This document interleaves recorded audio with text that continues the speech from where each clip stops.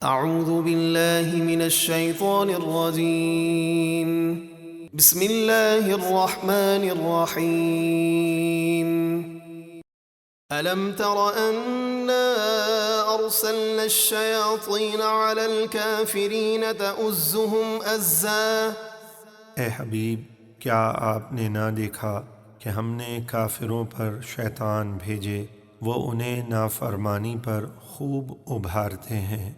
فلا تعجل علیہم انما نعد لهم عدا۔ تو آپ ان پر سزا کے لیے جلدی نہ فرمائیں، ہم تو ان کی سانسوں کی گنتی پوری کر رہے ہیں۔ یوم نحشر المتقین الی الرحمن وفدا۔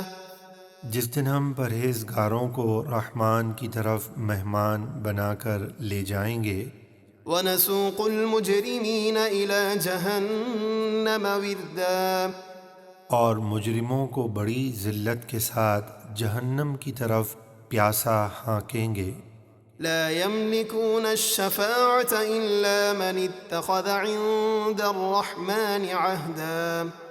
لوگ شفاعت کے مالک نہیں ہیں مگر وہی نیک بندے شفاعت کریں گے جنہوں نے رحمان سے عہد لے رکھا ہے، یعنی جنہیں شفاعت کی اجازت مل چکی ہے، جیسے انبیاء و اولیاء وغیرہ۔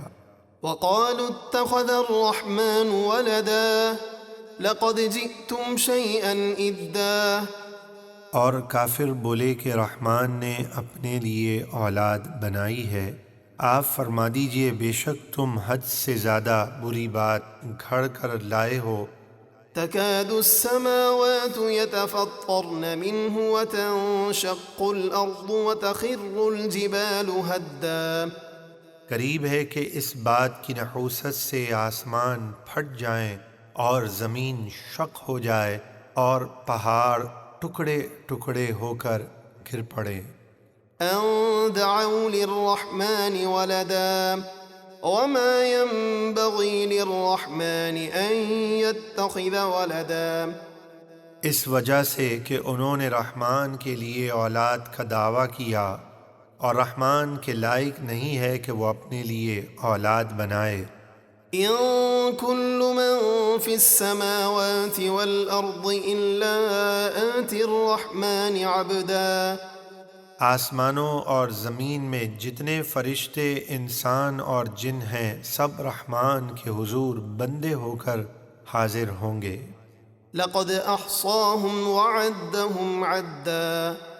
بے شک اللہ نے ان کا شمار کر رکھا ہے اور ان کو ایک ایک کر کے گن رکھا ہے، یعنی ہر ایک کے تمام اعمال کو وہ خوب جانتا ہے۔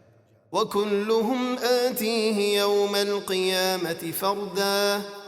اور ان میں ہر ایک قیامت کے دن اللہ کے دربار میں بغیر یار و مددگار کے اکیلا حاضر ہوگا۔